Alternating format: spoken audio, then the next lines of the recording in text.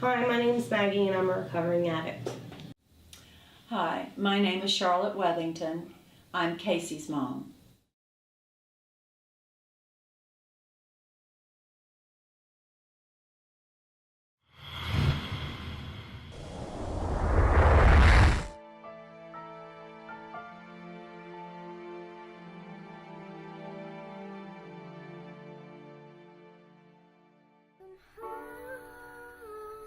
It'll be fun, they say. It only takes one hit. Don't worry about the consequences. They don't care about who or if you quit. Just know that the next day will be filled with regret. You think that you're having the time of your life,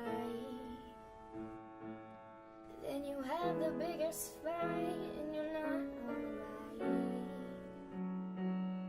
And when your mind's gone crazy and your eyesight's gone hazy, you won't do it again till to the end. But what you didn't know was that in this way, just running down your mother's face. Don't know what else to say. Now daddy lost his little girl, his precious love in all his world. And sisters never felt this way. Thought you'd always be here to stay.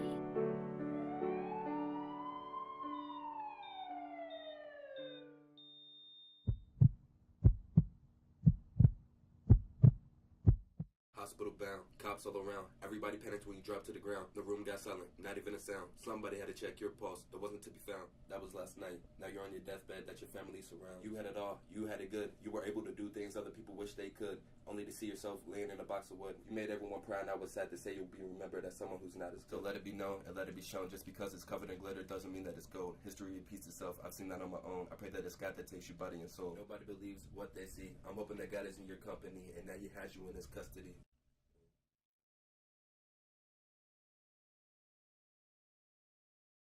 Oh, what you didn't know was that in this way,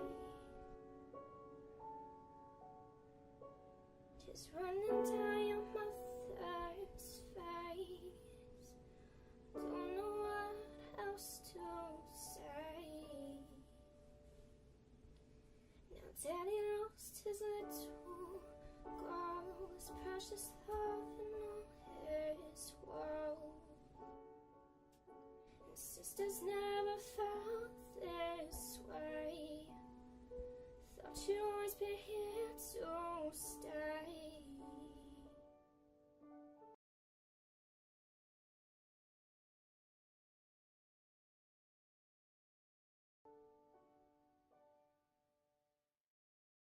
I started on pills. The heroin actually was a customer at a place. I worked at a gas station. You could visibly see that I was sick. He knew that I was into pain pills and he gave me some. Probably steal from my family. I actually stole my mom's wedding rings, a camera from my niece. I pretty much robbed everyone in my family blind. I think everybody suspected it because of the way I would act, but actually it was my little brother had suspected, and he was more like, I guess, hip to what was going on, where my mom was like in denial a little bit. So my little brother told my parents. Probably that it wasn't their fault, because I know my mom to this day still thinks it's something that she did wrong. Every kid reaches a certain point, no matter how they were raised, that they are going to make their own decision. And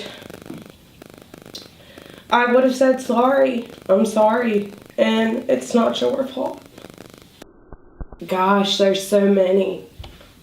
I've been clean almost 2 years. It'll be 2 years on June 2nd. I'll give you a couple because there's a few that stick out. Sleeping in a car while I was pregnant. I mean, like full-term pregnant, and I was sleeping in the back of a car in the middle of winter. A girl actually started to overdose in my back seat, and I told one of, we call them running partners. We went and got the drugs, did them, and she started to overdose in my back seat, and I looked at him and I said, get her out of my car right now. I mean, here's this girl who's possibly losing her life. And because I was, so insane from the drugs, I didn't take them to go get help, or I wanted her out of my car so that she wasn't gonna blow my high. I was a horrible person. They take the drugs, literally, it's like the devil. It takes your soul and makes you somebody unrecognizable. I have seen a drug dealer get shot. Once again, I wasn't concerned with anybody's well-being but my own. I guess the day I delivered my son, that sticks out more than anything. I woke up in the morning and I was having horrible pains. I didn't know I was in labor. I was so crazy. I thought that I was just sick from not having anything. I was in labor and I drove over to Cincinnati to go get dope, and I drove back, and I ended up going to the hospital at around 12:30 in the afternoon, and I had been in labor since about 6 in the morning. I was moments away from having my son in a car or at some random person's apartment. But I guess that sticks out more than anything because I didn't give birth to my son that day. My son gave birth to me because that's when I knew I wanted to change.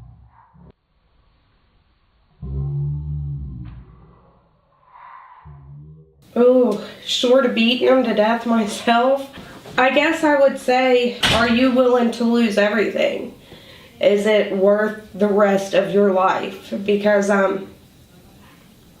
that's exactly what it did. If somebody would have told me that the first time I did a pill that I would steal from my parents or have a baby born addicted to drugs, I would never have believed I would let them know that they were enough just not to do it, because literally you lose your identity. I guess I would say, are you willing to forfeit everything? Because doing that's basically giving up on life. It's giving up on yourself. Anybody that loves you, it's giving up on them. It would take, I would have to say, more than one thing to try to get you to stop. Nobody can successfully use heroin. No one is a successful heroin user. You even look at celebrities who have done it. Kurt Cobain, Wayne Stanley, they all died. You forfeit your life.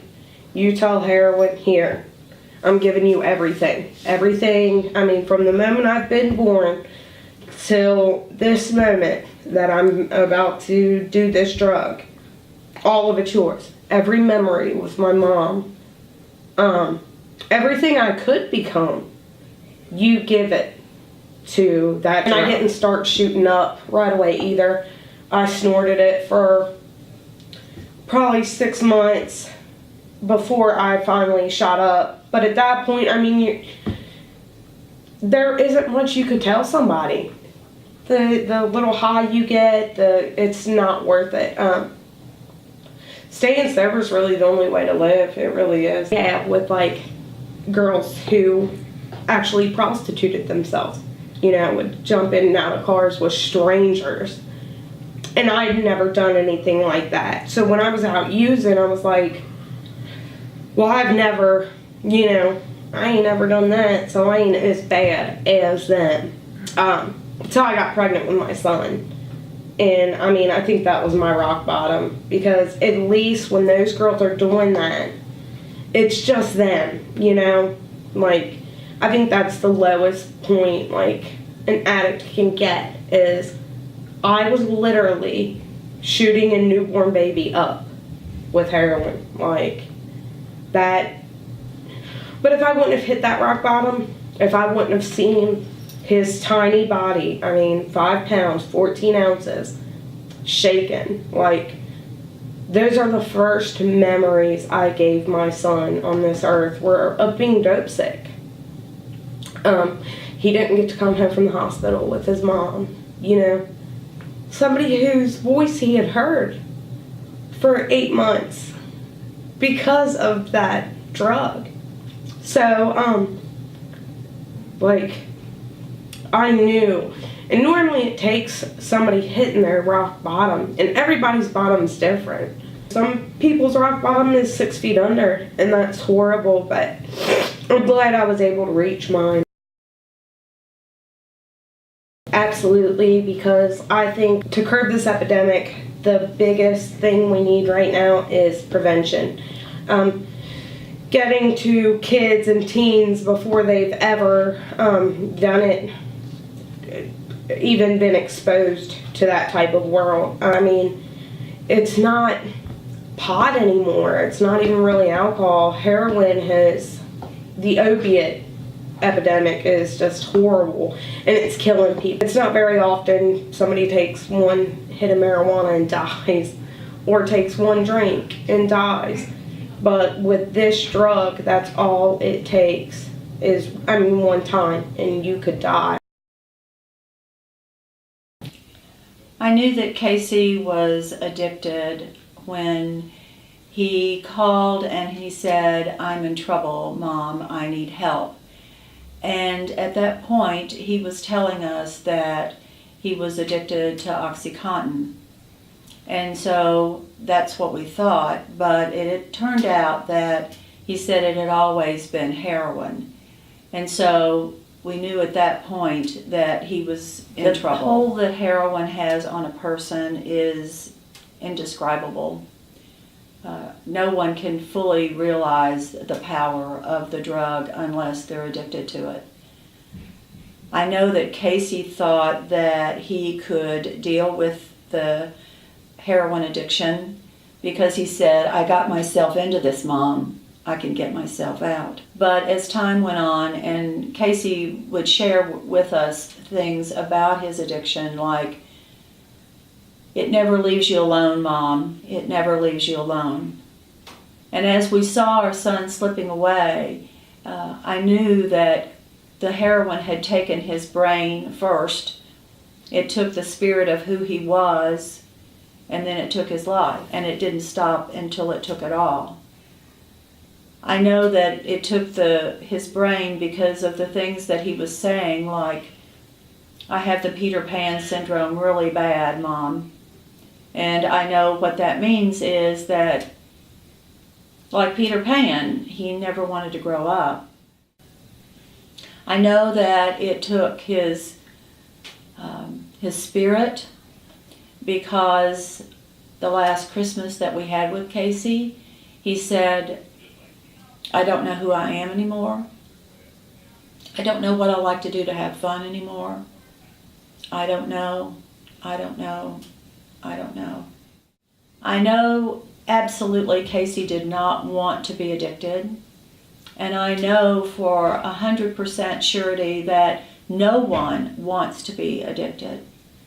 I know that Casey tried drugs and he used until he crossed that line into addiction. Yes, it was a choice at the beginning. Yes, he did choose to use. But once he became addicted, his choice was over, and he was no longer in control. Hitting bottom, I don't know what bottom is. What I do know is that it can be death, and that's what it was for Casey. Unfortunately, the professionals did not understand the disease of addiction in a way that allowed them to provide the help that Casey needed. When your doctor wishes you good luck, that's not a lot of help. When someone says that they don't think that your son is as addicted as he wants you to believe, that isn't helpful. So, and when you hear time and time again that it's a matter of him wanting to, losing enough, and hitting bottom, that's not helpful. Because with heroin addiction, the first use or the next use could be the last use.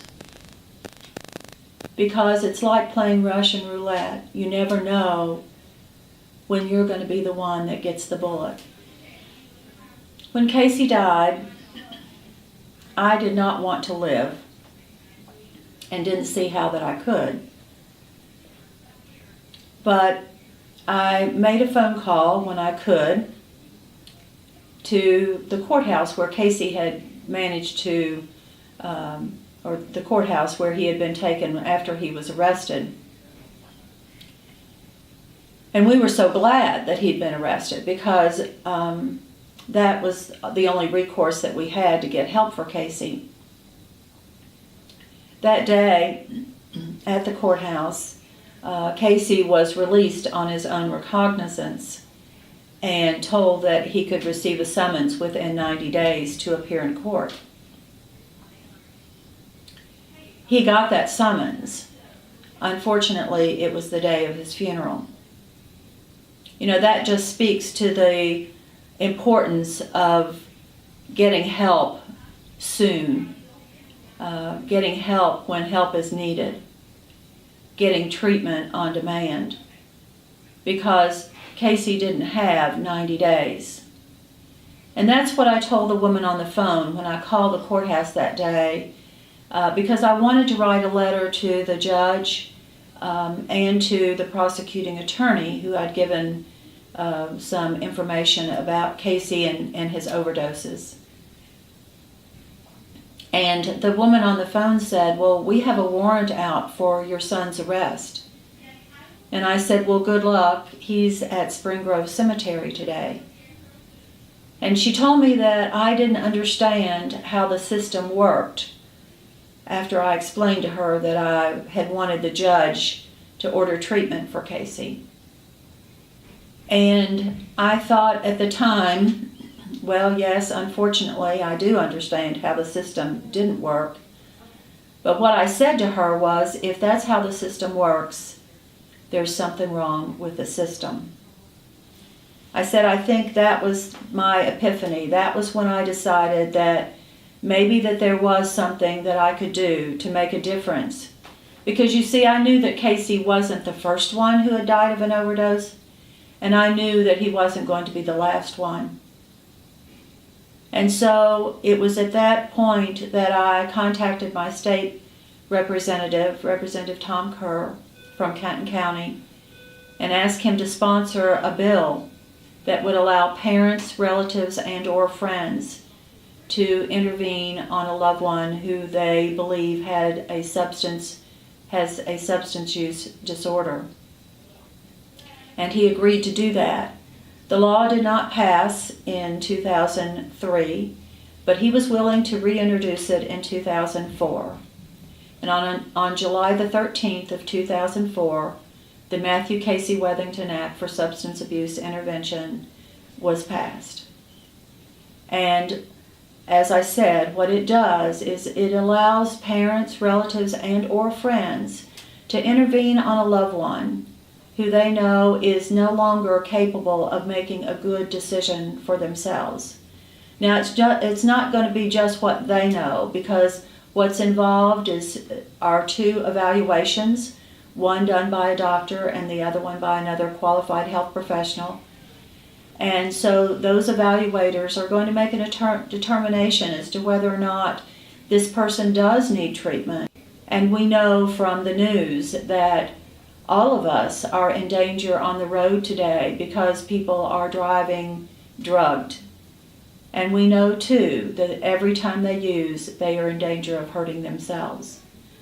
So that has to be presented to the court, and then the judge makes a determination on what kind of treatment is going to be ordered, the length of treatment, and on the direction, on the advice of the evaluators, what kind of treatment is needed.